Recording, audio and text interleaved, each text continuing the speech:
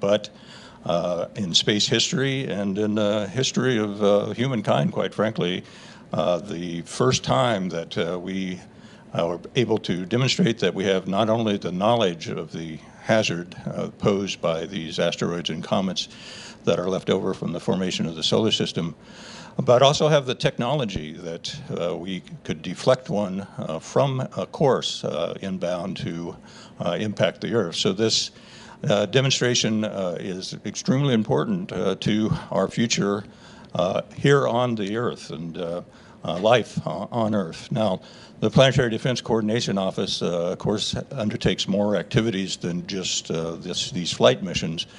Our first and most important task is finding what's out there. We've got to know what's out there, what its position is, and where they are going into the future to determine if there is a future hazard of impact to the Earth. So that is our primary task, and a lot of our effort is in that area. We also have to understand the nature of these objects, what their sizes and compositions are, and their orbital path to determine when in the future they might pose a hazard. Didymos itself and its moon Dimorphos was actually found by an early project of our near-Earth object observations program back in 1996.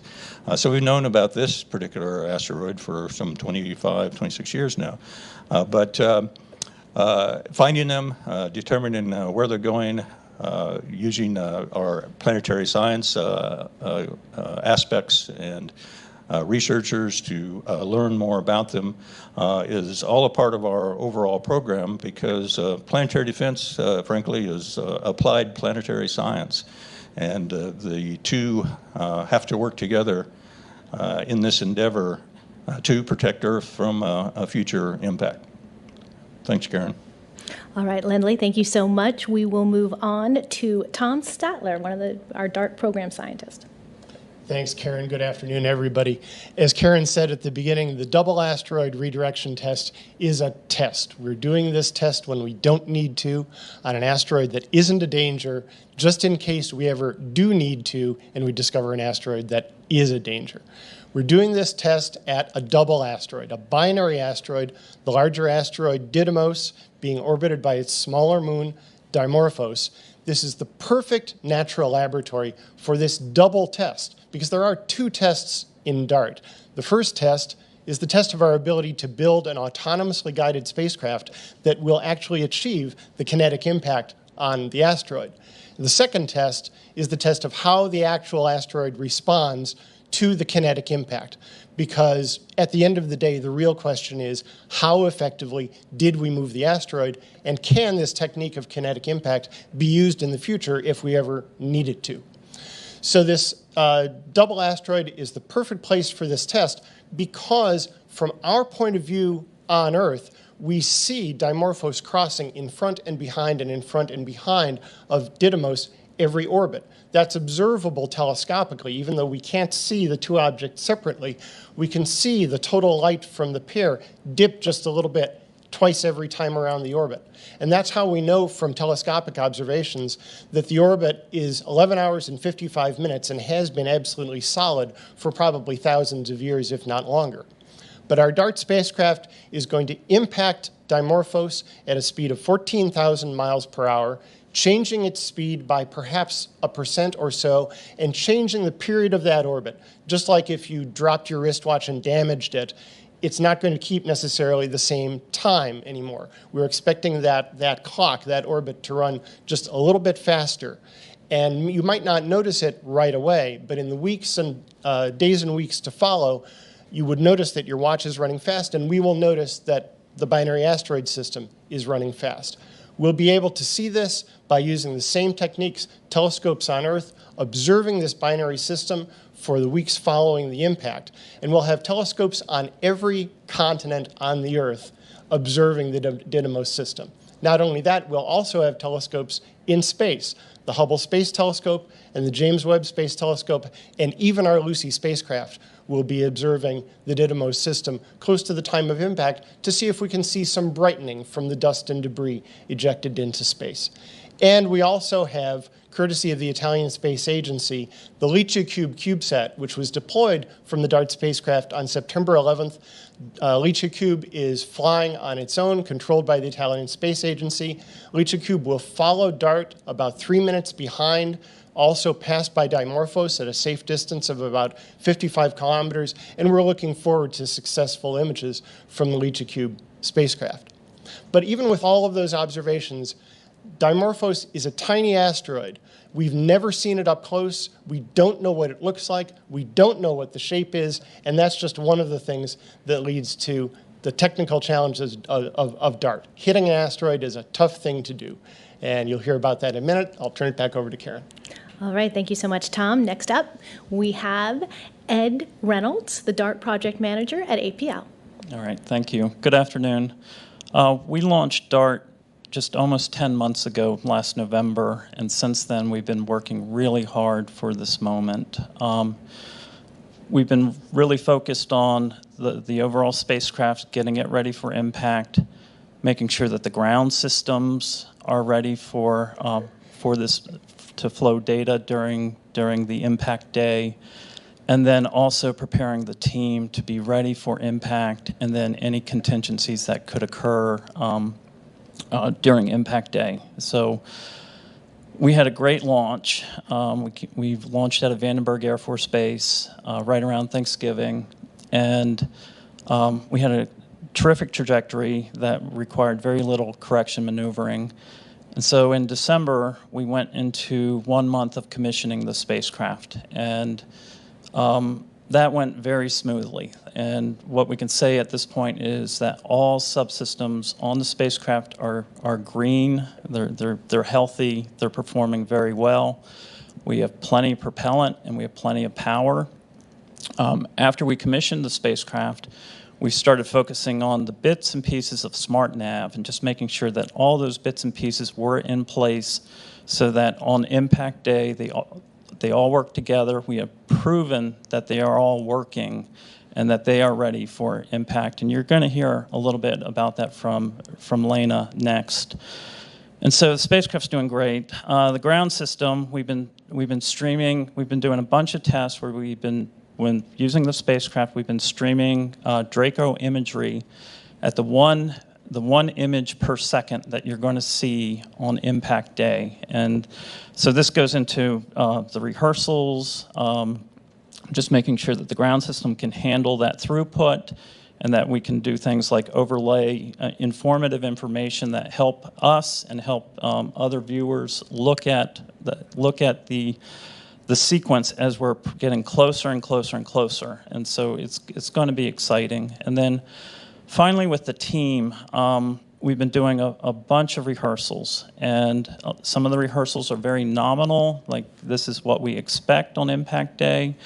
But then we also get into the contingencies, and we've been doing rehearsals where we introduce unknown contingencies to the team, and we watch their behavior, and we make sure that they are truly trained up to handle the nominal situation and then any contingencies that occur. So at this point, I can say that the team is ready, the ground systems are ready, and the spacecraft is healthy and on track for an impact on Monday.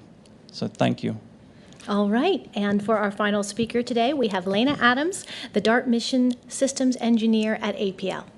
Yeah, so I'll talk a little bit about what you're going to see in the next few days from DART, and then also we'll harken back to what Tom was saying, which is it is really hard to hit a very little object in space, and we're going to do it. So over the next couple of days, we're actually still performing some trajectory correction maneuvers to make sure that we're on the right path to hit the asteroid. We're also going to be putting parameters on board to make sure that we're really ready for terminal. Ed said we rehearsed a lot, and yes, we have. But as we go through the cruise phase, we update parameters on the spacecraft to make sure that we can actually hit the asteroid. And so in the next couple of days, we'll update those parameters. We'll do checks like streaming images back to Earth. And Tom mentioned that we did a lot of Draco imaging. We have over 200,000 images already on the ground from Draco. So we know it works really well. We have been able to detect the Didymos system. So we can see Didymos the larger asteroid. We have not seen Dimorphos, and we really won't, not until about an hour prior to impact. But we can see the Didymos system. We see it really well, very clearly. That's actually what we're using right now to guide ourselves to the system. So in the next few days, we'll take more images of the Didymos system. We'll do trajectory correction maneuvers, and then at 24 hours prior to impact, it's all hands on deck. We'll have people in the mock working overnight, trying to make sure that everything is set and ready to go. And at 4 hours prior to impact, the spacecraft becomes completely autonomous. What that means is that even though we do have a full mission operations center where there's about at least 44 people all watching data coming down and telemetry streaming from the spacecraft has to do everything. It starts with detecting Didymos, the larger asteroid. It starts tracking it. It's starting to guide itself towards Didymos. And then at about an hour prior to impact, and some models say, 70 minutes, some other models say maybe 50 minutes or maybe even 40 minutes prior to impact, for the first time, it'll see just one pixel in the field of view of our camera, Draco, and that's going to be Dimorphos. And so at that point, this is when we switch from guiding towards Didymos to guiding ourselves into Dimorphos. We're going to execute a bunch of maneuvers, all autonomously. The spacecraft points the solar arrays at the sun, streams data back to Earth, basically video, 1 image per second. So on Earth, we'll be actually able to watch us stopping to go towards Didymos, and now we're tracking this new asteroid, and that's our target. So then a little bit after that, we're going to precision lock, and you'll hear us say that in the mock because all of this is going to be streamed on NASA TV. So you'll hear us say it, we're precision lock, which means we are now starting to ignore Didymos and we're going to Dimorphos. So, and then at 2.5 minutes before impact, SmartNav, which is the autonomous algorithms that have brought us to that point, is going to turn off, and we're just going to point the camera and take the most amazing pictures of this asteroid that we're going to see for the first time, and we don't know what the shape is. And then impact. It'll say loss of signal, and we'll celebrate. So I hope you're all out there. Back to you, Karen. Thank you so much. We will start taking questions. I plan to start in the room, so if those of you who wish to ask a question can make your way to the microphone, please do. If we don't have anyone, so I don't see anybody standing up and jumping at that opportunity, we will probably go to the lines right away. But before we get there, I will say this, that Lena just mentioned that you can see it all on NASA TV. NASA.gov/live is the place to watch that broadcast starting at 6 o'clock on Monday, September 26th. And we will also, if you navigate your way to the NASA TV media channel, be showing just that Draco imagery starting at 5:30. So just a live feed of that as well. So with that, let us switch to the phone lines, please. First question comes from Marcia Dunn from Associated Press. Your line is open. Yes, hello. One quick question and one other one. Is there any possibility of manual intervention if the autonomous navigation isn't doing what it's supposed to do? Can ground controllers jump in and right it to the right asteroid, for instance? And I'm wondering also, perhaps for Mr. Johnson, what other tricks might be up scientists' mission planners' sleeve for deflecting or deflecting an asteroid? Besides impact, what are some other methods that are under review, if not by NASA, by others around the world? Thanks. So we'll start with Lena Adams, and then we'll move on to Lindley Johnson. All right, this is Lena Adams. And yes, of course, so the whole point of having people in the Mission Operations Center at that point is to be able to intervene if necessary. The one-way light time to be able to send a command to the spacecraft is only 38 seconds. So we have 21 contingencies that we plan for, that we're ready to execute in case something like that comes up. For example, the most simple one is that if we're seeing that Dimorphos is too dim in our field of view of our camera, and we wanted to increase the exposure time. Other ones do involve basically saying this asteroid is not the right one, and please switch over and start guiding yourself to the right asteroid, because we do have that video feed back to the ground. So yeah, we plan for all these things and we're ready to intervene, and we have been rehearsing this for quite some time. Lindley? Yeah, Lindley Johnson, the Planetary Defense Officer. Yes, DART is demonstrating what we call the kinetic impact technique for changing the speed of an asteroid in space and therefore changing its orbit. But other concepts have been studied. We have a list of 3 or 4 that in the future we'd like to test. This demonstration will start to add tools to our toolbox of methods that could be used in the future. And we need several of them because the circumstances that we might face could be quite different. And we need an assortment of tools depending on the scenario. How far into the future have we predicted this impact? What is the size of the asteroid that we need to deal with? What is the orbit that it's in? Because some orbits are a lot tougher to get to than others from the Earth. So we need to build up a toolbox of different techniques. Some of the other things that have been studied are what we call a gravity tractor, which is just taking a spacecraft and station keeping with the asteroid and using nature's tug rope, gravity. The mutual attraction between the spacecraft and the asteroid will slowly tug that asteroid out of its impacting trajectory into a more benign one. Of course, a technique like that takes longer to implement, so we would have to have more warning time to be able to implement it. Other techniques, ion beam deflection, just shooting an ion engine at it for a long period of time, and slowly all those particles impacting the surface also change its velocity and therefore its orbit. Basically any technique that you can imagine that changes the speed, the orbital speed of the asteroid in orbit is a viable technique. And so we work with our colleagues, both in the other agencies within the U.S. government and internationally, to talk about these concepts and techniques and how we can collaborate to test them out. The forum has been set up, international forum set up, called the Space Planning Mission, Space Mission Planning and Advisory Group, which is a forum for national space agencies. Some 18 of them right now are involved in same page in looking at technologies and techniques that could be used to deflect an asteroid. All right, thank you so much. We will take the next question, please. Next question from Gina Sansuri from ABC News. Your line is open. Yes, thank you. Talk to me a little bit about what it takes to get video back from this impact. How complicated is that? Is that for you, Lena?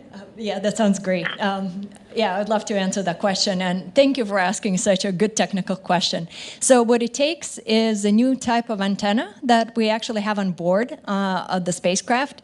It takes a new type of avionics that we're running through all our data. But what happens actually on the spacecraft is actually really fun. So we take an image of the asteroid, and then we process it through our computer, which crops it, then sends it over to the smart navigation system. Smart navigation system does a whole bunch of things with it to try to figure out where it's located in space. But at the same time, the image also gets cropped and then sent to Earth through our radio and then through our hard gain antenna and down to the Deep Space Network, a set of dishes that are actually going to be looking at us. Most of them are located in Australia, just because we're kind of on the southern trajectory. But we have a few dishes in Australia that both from the Deep Space Network and from the European, the ESA-TRAC, the European Space Agency dishes that are going to be looking at us and making sure that they can get this data down. So all of the processing happens in basically 2.5 seconds. So each one of the images has about 2.5 seconds latency that it gets received on the ground, plus, it takes 38 seconds to travel and 5 to 8 seconds to process. So what you're seeing on the ground is something that is probably about 45 seconds late. But that is still amazing because an image is coming in every second. So yeah, it basically looks like video stream coming in. It took us a lot of testing and practice. Thank you so much. We will take the next question, please. Next question is from Nell Greenfield-Boyce from National Public Radio. Your line is open. Hey, thanks for doing this. So a question for Elena. If you guys knit, can you come back around again and take another go at it? And a question for Lindley Johnson.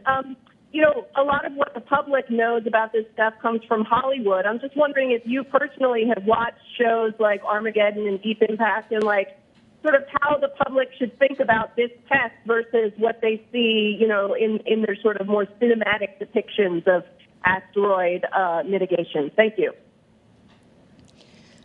All right, so I'm sorry, I got sidetracked on the Armageddon part. It always sidetracks you, but well, let me handle the question. The question was, what happens, you know, if we miss what we call a missed approach?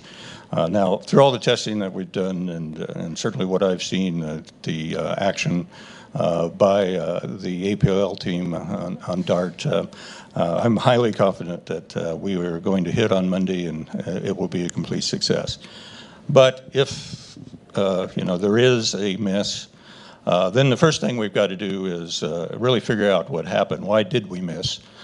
So that'll be the first thing, is to safe the spacecraft, get all the information down from the spacecraft so we understand what occurred, and safe the spacecraft so that it's ready for a future use. So that's what will happen in a miss, but I have every confidence that that's not going to happen. As for the Hollywood movies, yeah, this situation, asteroid impact, comet impact, has been a popular genre for science fiction books and movies for a long time. It captures the public imagination. But that's all Hollywood and movies. They have to make it exciting, and you know, we find the asteroid only 18 days before it's going to impact, and everybody runs around with their hair on fire. That's not the way to do planetary defense.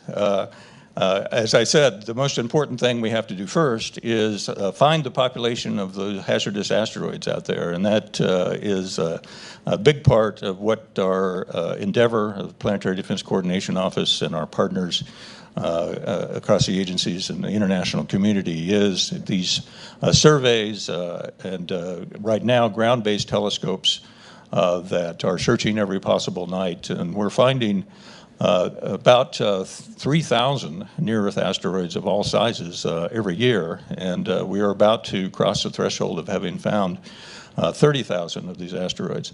And it's entirely, we have the technology now to do this and find these objects years, decades, even a century before they pose an impact threat to the Earth.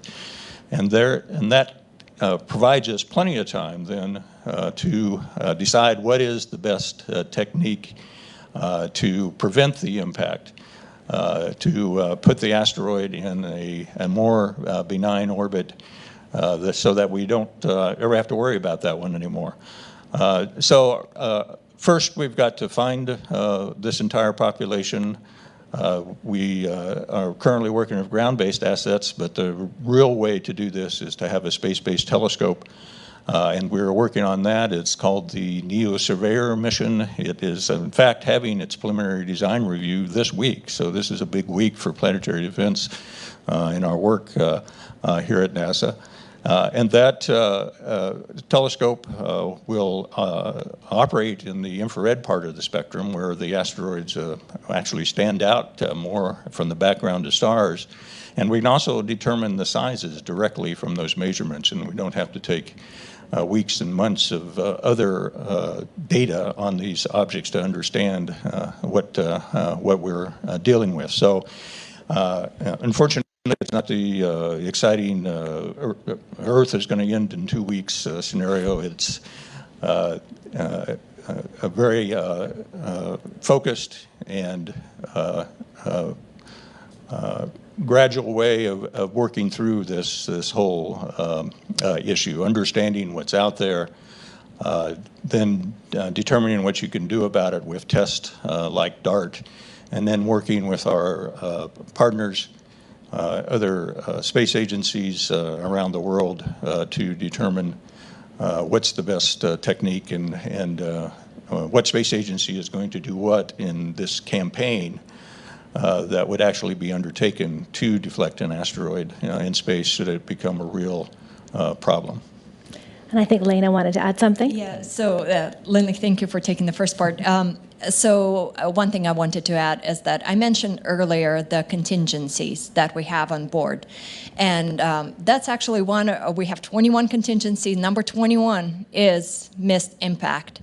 And what will happen in case there wasn't a missed impact, you will see the team will just sit back down, because you can imagine we'll all be anticipating, and in the last couple of minutes, we're all going to be standing up waiting to see us hit an asteroid. But we're going to sit down back into our seats, and we're going to start preserving all the data on board about why we missed. And we have time with our Deep Space Network right afterwards to be able to actually get all that data down. And then we'll start conserving propellant, and we'll start looking for the objects to come back to. So that's the plan. All right, we will go on to the next question. Next question from Bill Harwood from CBS News. Your line is open. Hey, thank you very much. Can you hear me okay? We can hear you. Yes, Bill. Okay, thanks. I'm sorry. I recall a paper in Science, I think, earlier in the summer about OSIRIS-REx and the sample collection process at Bennu, and the nature of the surface of that asteroid was such that I read somewhere, if they hadn't fired their thrusters, they might well have just sunk right into the asteroid. It was so, the rocks were so loosely bound. I'm just, it's probably apples and oranges, but just out of curiosity, if a high-speed object like DART hit an asteroid like Bennu, A, what would happen? And B, do you know that's not the case with Dimorphos? I don't know enough about that asteroid to know if that's a dumb question or not. Thanks. Great. Tom Statler's going to take that one for us. Yeah, this is Tom Statler.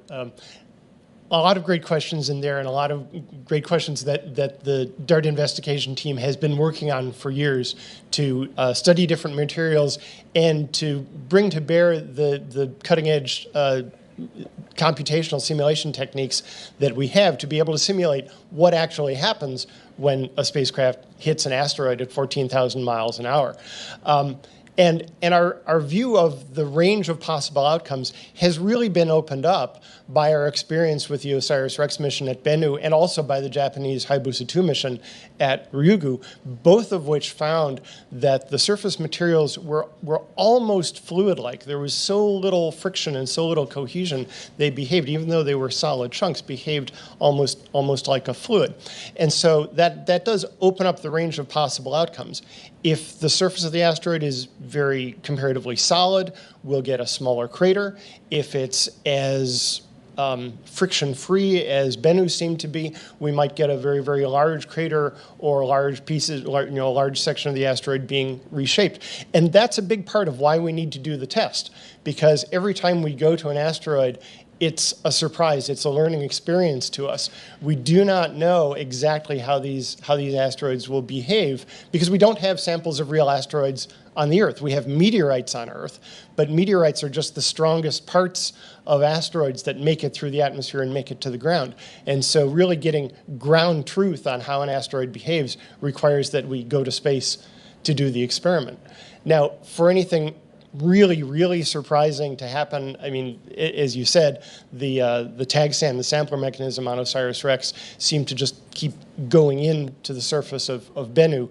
But we know that DART is going to be stopped by Dimorphos.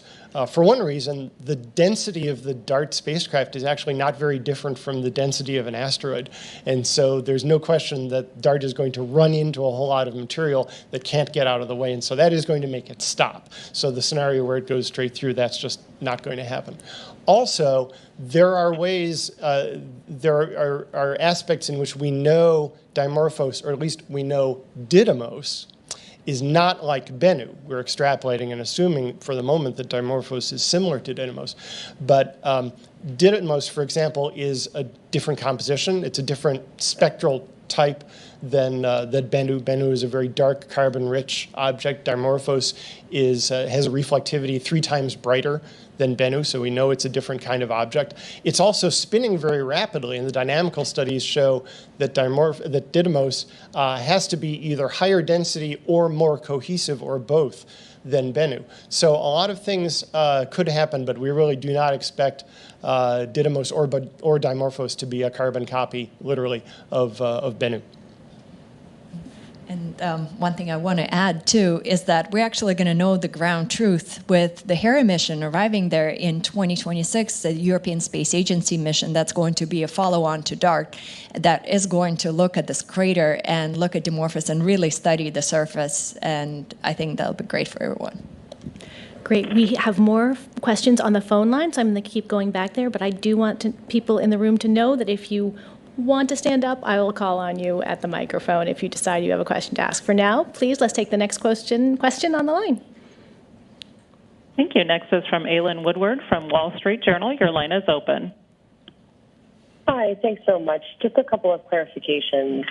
So once you've locked on to Dimorphos, if you need to make a course correction, are you utilizing the hydrogen propellant, and are you utilizing those onboard thrusters?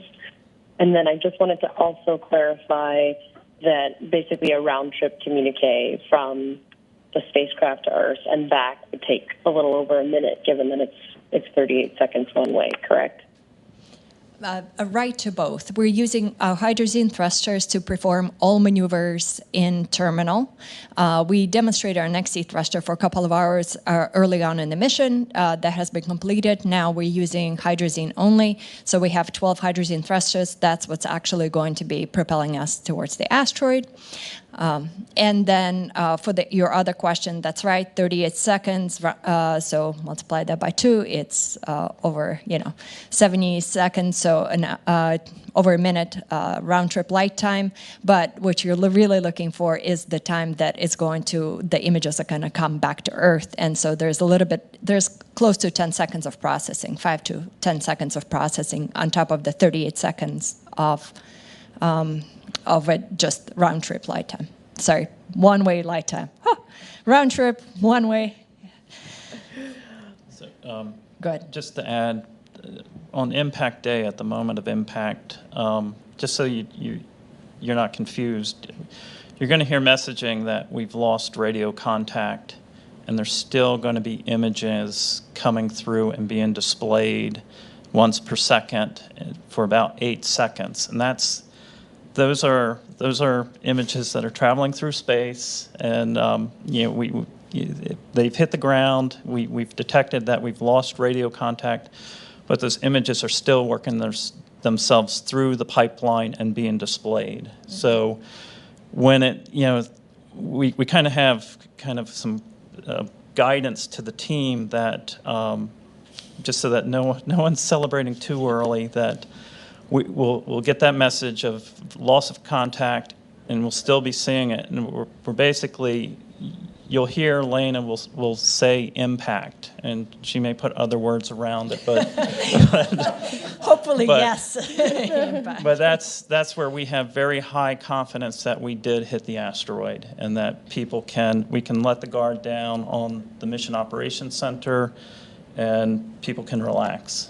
Yeah, and of course you will also see the images of Dimorphos extremely close up. Our last image is probably going to be from about 2.5 seconds prior to impact. So the Draco field of view is actually going to be completely filled with this beautiful image of Dimorphos. I do need to add one thing to that, since we're talking about that wonderful moment when impact will occur.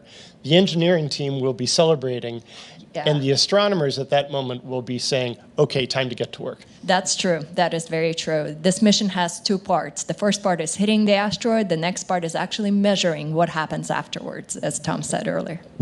So for those of you on the phone, the first person who wasn't Lena who spoke was Ed Reynolds, and the second person was Tom Statler, so you know who to attribute information to. With that, we will go to our next question, please. Next is from Dan Vergano from Grid News. Your line is open.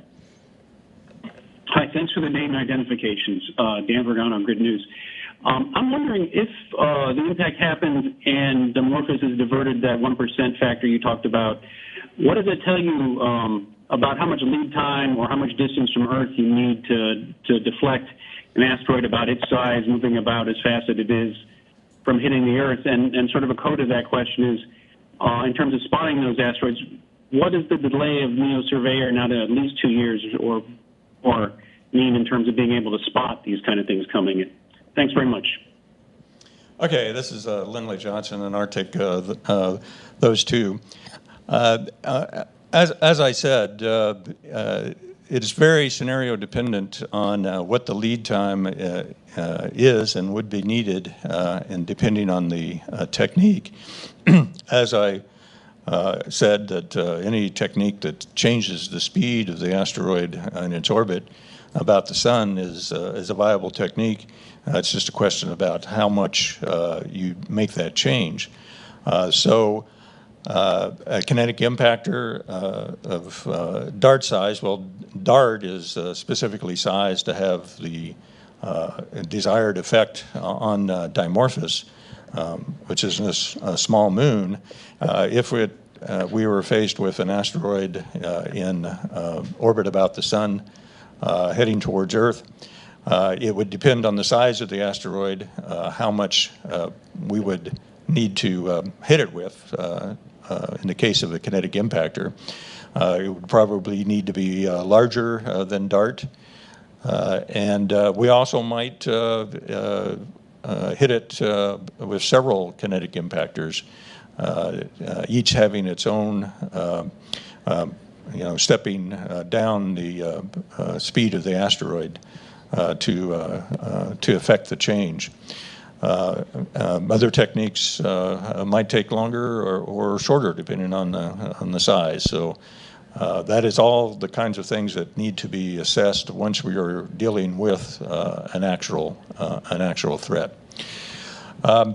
The second question you had was with the budget reduction in the NEO Surveyor project.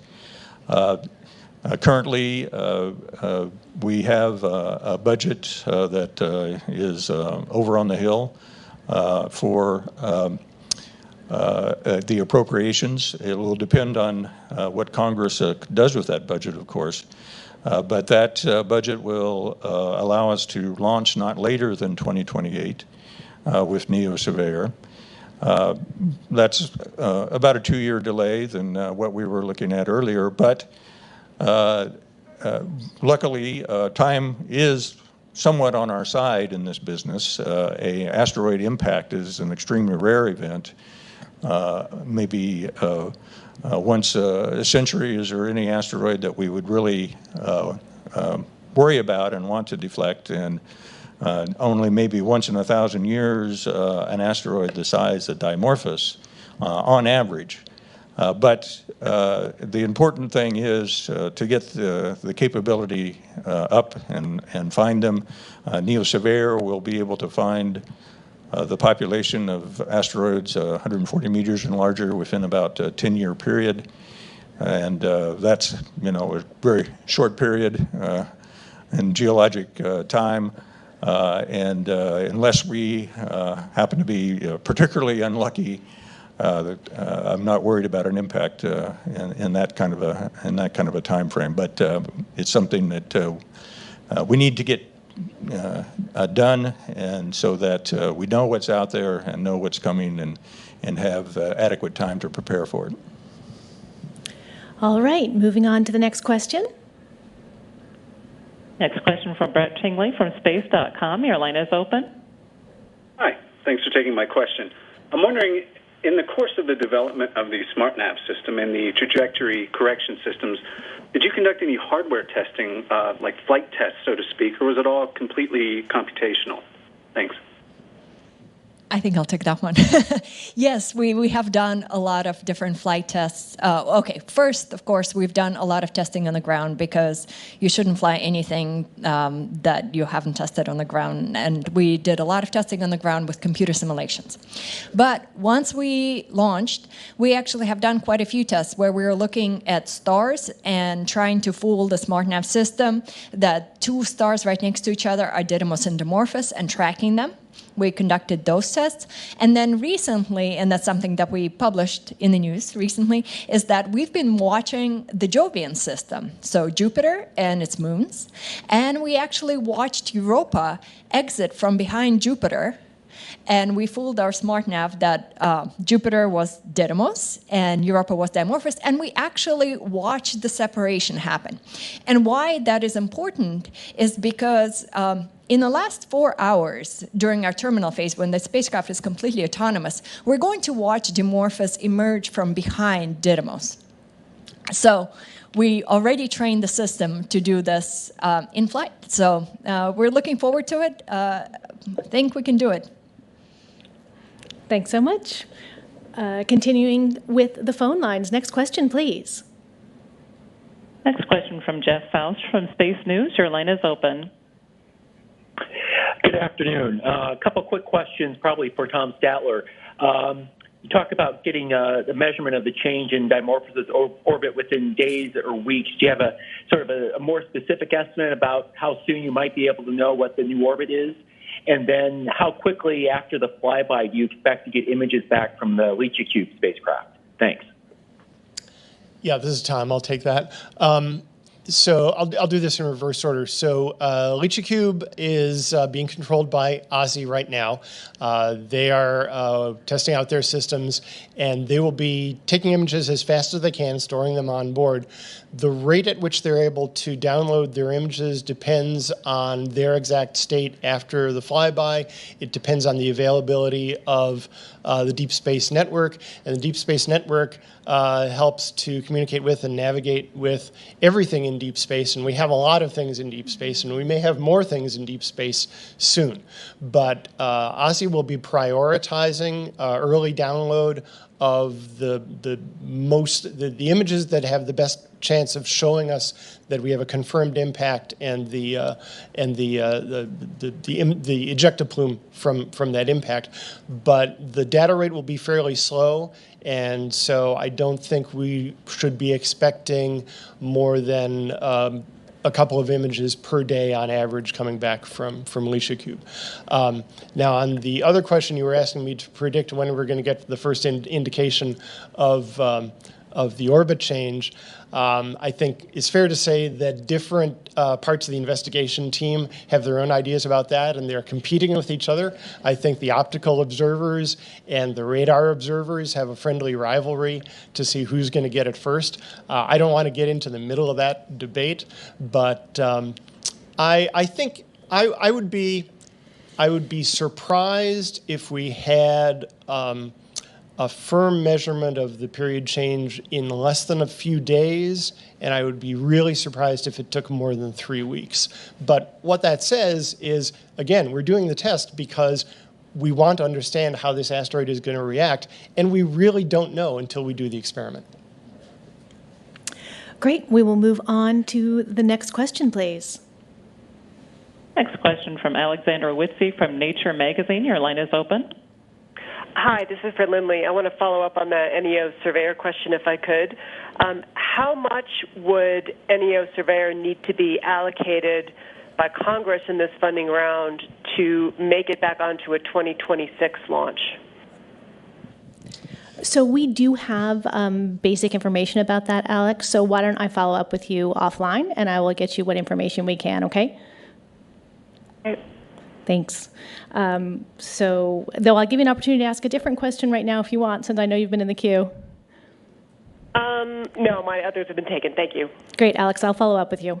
Fantastic. Let us go on to the next question then. Next question from Marcia Smith from SpacePolicyOnline.com. Your line is open. Thanks so much. I was wondering if someone could provide a little more detail on what you expect to see from Hubble, JWST, and Lucy I think someone mentioned that you'd be looking for images or some other spectra of the dust that might come up from the impact. But what exactly are you looking for, and what different wavelengths will each of these be looking at? I guess Hubble looks invisible, and JWST in infrared, and what about Lucy? And how far from JWST will DART be? Tom Statler. I can take some of that, but that's that's quite an oral exam you gave me. I'm not going to remember all of those numbers, so I'll have to get that to you after the fact offline. So Hubble will be observing. So Hubble and JWST and Lucy will be observing starting before the impact to some number of hours, a varying number of hours after the impact. And I should back up 1.5 steps because, of course, as I said, the most important observations are those that tell us the period change of Dimorphos. But observing what's going on just in the first few hours after the impact, what we're looking for there is an overall brightening of the whole system, indicating how much dust and other debris got kicked up, because that ejecta goes into space and it is also lit up by the sun, just increases the total amount of surface area of stuff that's shining in the sunlight. And just being able to measure how much that brightening happens and when does it happen is a measure of something about the consistency of the material that was lofted up and how much there was. So all of these telescopes are going to be observing over that time. Hubble, I am pretty sure, is observing in the optical region of the spectrum. Hubble is going around the Earth, and so half of the time it's behind the Earth. So Hubble won't actually catch the exact moment of impact. That's okay, because we don't really expect anything to be really observable from the exact moment of impact. But Hubble observations will start about 15 minutes after the impact. JWST, because it has to readjust periodically to pick up new guide stars, may not be observing again at the exact moment of impact, but will pick up just a few minutes afterward. And Lucy will be observing from roughly twice as far away as the Earth is from DART and Didymos, from a different direction. Lucy will be observing with its LORRI imager, which is very similar to Draco, actually, and it's only a 4-inch telescope, and so it will see very faint object brightening. LORRI is also an optical imager. JWST, I would have to go and check with my colleagues to find out exactly which instrument, which camera, which wavelengths it's observing at. And I can follow up with you offline again and see what information we can get you. But for everybody, if you check out nasa.gov/DART, we are going to be updating as soon as we get imagery and we find out more about it. We'll be putting things up there. And it looks like Lena has a follow-up. I was going to give a number, which was we're going to be impacting Dimorphos at 7 million miles from Earth. So you can imagine that JWST and Hubble are going to be in that vicinity in terms of the distances. Yeah, well, JWST is at the L2 point, which is a million miles out. So subtract 1 million miles and 5.8. Yeah, so here you go. You're welcome. All right, we will take the next question, please. Next question is from Alicia Sowers from Mashable. Your line is open. Hi, thank you. I think this is for Ed. I'm wondering, in terms of Monday, what's your probability calculation for hitting or not hitting the target? I'm just trying to better understand how likely it is that it will hit Dimorphos. And then if you could indulge us, what part of the event leading up to the impact really concerns you the most, and it's sort of like keeping you up at night as we get closer to it?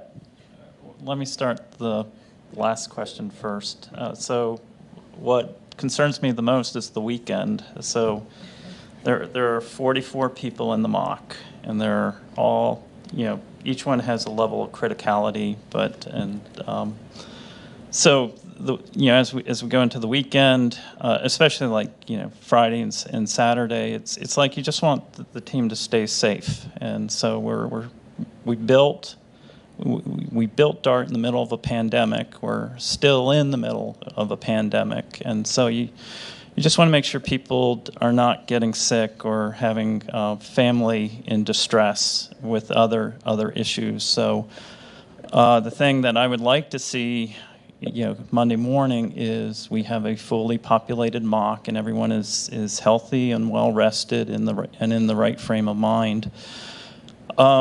So with regard to probability of hitting, we've been doing, since we've launched, almost continuously we do mission simulations, and we don't do them in a vacuum. We actually do a lot of measurements in space with the spacecraft. Like we point it to the exact attitude that we're going to be in terminal, and we do things like, let's do a lot of thrusting just because we have big long solar arrays, and let's see how they behave, and we collect that data, and then we take that data and we fold it back into our models, and we continue to do mission simulations with the new data and refining it. And Lena had talked about parameters, and so a lot of these, we don't do simulations just to do simulations. We do it to learn and to figure out what are the best parameters to have on the spacecraft as we begin. And as we kind of, the Dimorphos and Didymos, Dimorphos begins to reveal itself and how the algorithm behaves to what's revealed, we're going to get maybe some insight as to, hey, that looks like the mission sims that we did like 3 months ago. And so it's kind of a good place to really go and look at, how everything's behaving, and should we adjust a parameter. And so we're, with all of this rehearsal and with all these measurements, we're in a very, very good place to do this Monday's event. That said, Dimorphos is just barely over 100 meters in diameter. It's not very big. We're at 14,000 miles per hour.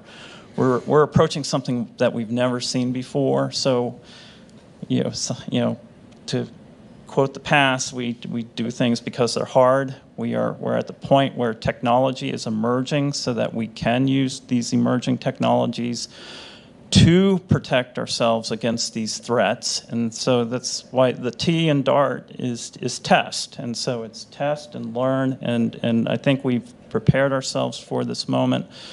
But I don't worry about the spacecraft. I don't worry about the algorithm. They're not what keep me up at night. I worry about my team. I worry about my daughters. And so I think we're ready. Great. Thank you so much. We are going to try and get to as many questions as we can, and we'll go to the next one, please. Next question is from Tim Fernholz from Quartz. Your line is open. Oh, thank you. Sorry, my question has been asked. Thanks. So I think we can move on then, but thank you. We'll move to the next question. Jake Robbins from the We Martians podcast. Your line is open. Hey there. Thanks for taking the question. I'm just wondering about the AutoNav software. How much of that software was created brand new for DART, and how much of it is legacy software that maybe comes from some other missions? I don't know if it's New Horizons or something similar. I can answer that. So we actually created the software specifically for DART. It does not come from other missions. Smart navigation is based on some of the algorithms that are used in the missile world, just because, they're also interested in hitting small things in space. But this is the first use in space, and we had to change a lot of things to actually make it flyable. Thanks so much. And on to the next question, please. The next question is from Kenneth Chang from New York Times. Your line is open. Thank you. So now it's hit other things in space successfully with Deep Impact and Epoch. So I was wondering, how much harder is this one? Is it a lot harder because you haven't seen Dimorphos yet? Oh, I'll take this one. Yeah, you're spot on. It is extremely hard for multiple reasons. Deep impact and other missions, they really are looking at the asteroid. The sizes of those asteroids are much, much larger than what we're going to be hitting with DART. We don't really know what the shape of the asteroid is. We don't see it until the last hour, and that point is just a pixel in the field of view. I mean, at 3 minutes prior to impact, 2 minutes prior to impact, it is 42 pixels in size. That is, and you're moving extremely fast, and at that point, you cannot really send any commands in. So your system has to be very, very precise in how it's controlling the spacecraft, what information we're taking in from all the different sensors on the spacecraft, in addition to the telescope itself. So yeah, it's a little different. All right, we have 4 more questions we'll be taking. We may go a little past the hour, though we might try to be quick on our answers if we can. Going on to the next question. The next question is from Asia Farrington from KEB 9 News. Your line is open. Hi, thank you. So you mentioned that it could take anywhere from days to weeks to figure out if this mission is successful. If it is successful, are there any plans to build more DART spacecraft for future use or for even future tests for larger asteroids? This is Lindley. I'll take that. For the spacecraft part of the mission, we'll know immediately if it's successful, because it will have hit the asteroid. What Tom was referring to earlier was the observations that have to be taken to determine just how much effect it had on the orbit of the asteroid, which could take days or weeks. As far as if this is a successful, or we're going to build a fleet of DART spacecraft or something like that, well, this is just the first test of a technique to divert an asteroid. We want to test other techniques. I mentioned the gravity tractor and some other things earlier. But also, as I mentioned, an asteroid impact, a threatening asteroid, is a quite rare event. We don't know when the next one is going to be, which is why we have to be looking for them to determine that. But our strategy is to find that population out there with a mission like NEO Surveyor and know where all the potential hazards are, and then have sufficient time to then build the right actually campaign of missions to go out there. One of the first missions we would probably do is what we call a characterization mission, send the spacecraft out for at least a rapid flyby of the asteroid, so we get a really good idea of what it is we're dealing with, so we're not having to do like DART is and not even see its target until almost before it hits it. And then be able to decide what is going to be the best technique to use against this asteroid. No, we won't have a standing fleet of DART spacecraft. Besides, when the next threat comes, technology will probably have moved on, and 30, 40 years from now, who can imagine what technology we might have available to deflect an asteroid. Great, thank you. We will move on to the next question. The next question is from Sabrina Ortiz from ZDNet. Your line is open. Thank you so much. Just to clarify, will there be 2 live stream events that the public can watch, and are they happening at the same time? So the Draco images on NASA TV, and will the live video be on nasa.gov.live? And if both of them are happening at the same time, which would you recommend they tune into? All right, let me clarify. Both are actually on NASA TV. However, one is on the media channel. So the quiet live feed of the Draco camera is starting at 5:30 p.m., I'm sorry, and it will be on our NASA media channel. The broadcast starts at 6 p.m., goes till 8 p.m.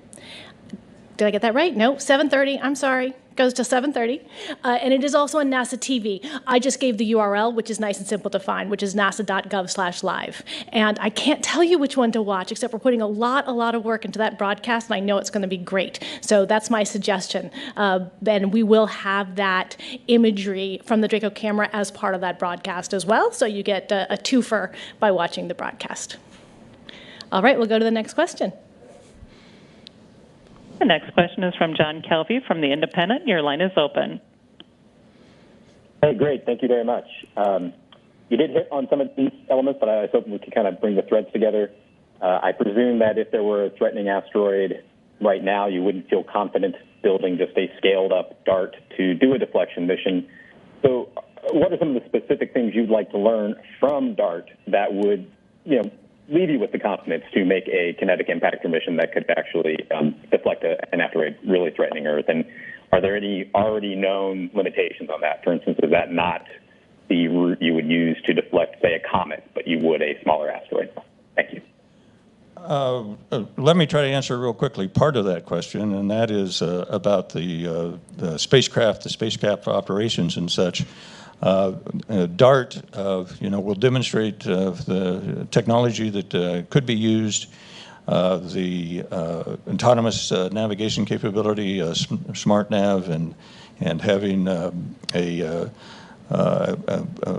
camera like Draco on board. So the sort of the end-to-end system of the spacecraft will give us confidence that such a spacecraft could be built if there were a threatening asteroid discovered.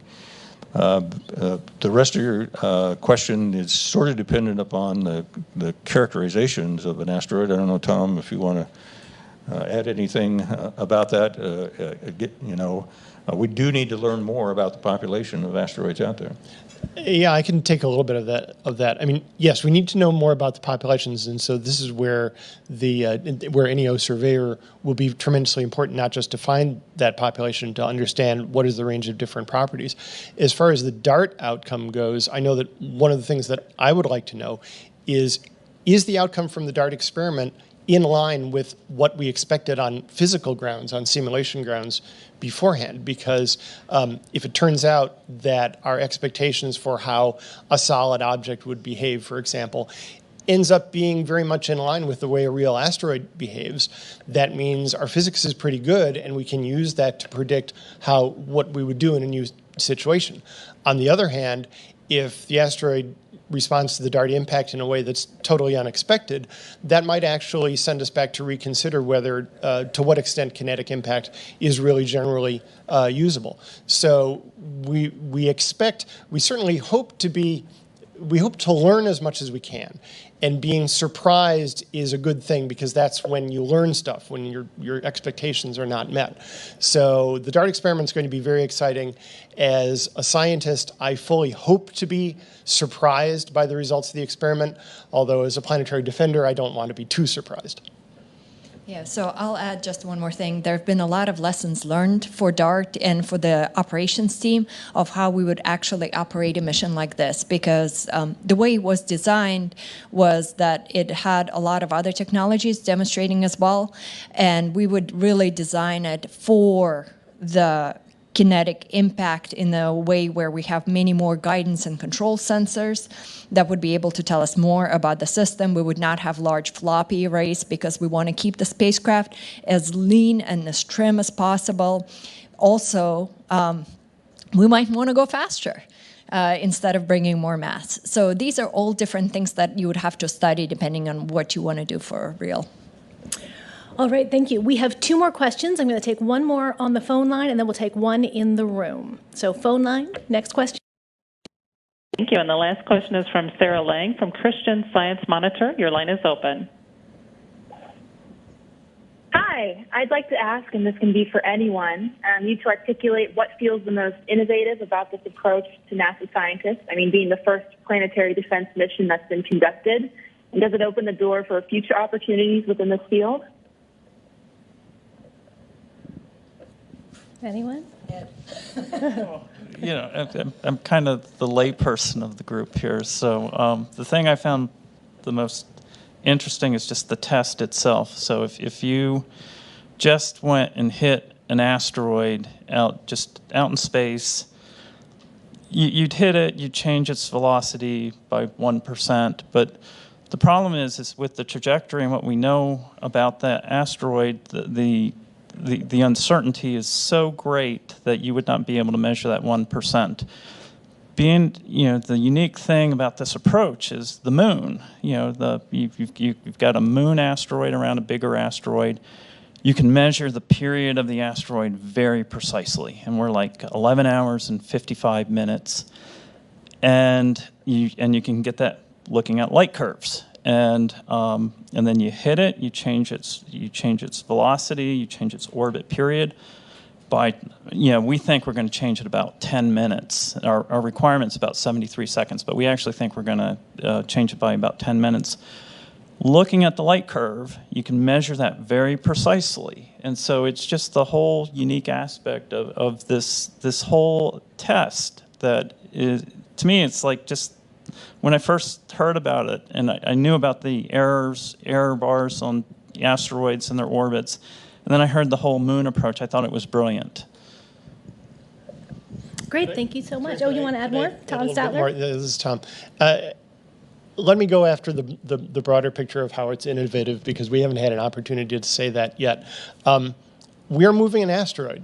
We are changing the motion of a natural celestial body in space. Humanity has never done that before.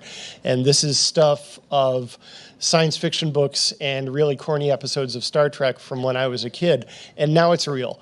And that's kind of astonishing that we are actually doing that, and what that bodes for the future of what we can do, as well as our discussions of what as humanity we should do.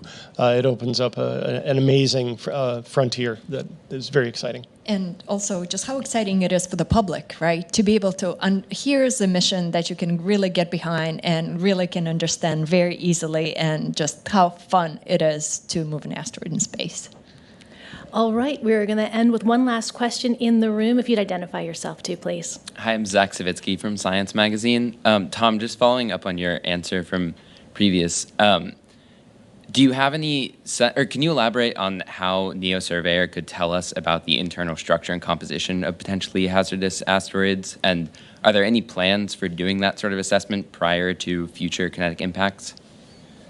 So NeoSurveyor would give us part of the story, because NeoSurveyor, when it flies, will give us the ability to, first of all, find lots of objects, and secondly, measure their sizes directly, which we haven't had an opportunity to do. And you combine that with regular optical telescope data, then you very quickly get the distribution of reflectivities for all of these objects. So you get immediately a survey of sort of different mineralogical types in a very, very rough way. Then, if you're ever in a situation where you need to respond to a dangerous object, the most important thing you would need to know would be the mass. Now, if we have by that time also really good information from other missions on how mineralogical types correspond with density, then knowing the density and the volume, the size gives you mass, and maybe that helps you respond in a way that may not be quite so reliant on sending a reconnaissance flyby, for example. But every piece of information is a partial step to where you really want to be, but it's definitely a contributor, even though it wouldn't be the answer to all of our questions. Thank you so much. I want to say thank you to everybody for joining us today. We are going to wrap up at this point. If there was a question you didn't get answered, please feel free to reach out to our press team here at NASA headquarters, and we will get you an answer. And in the meantime, get ready to watch our show at Monday evening at 6 o'clock on nasa.gov/live. Additionally, as I mentioned, we will continue to have updates about imagery at nasa.gov/DART after that. So both of those URLs are the places to keep informed. And thank you so much. Looking forward to Monday. Thanks.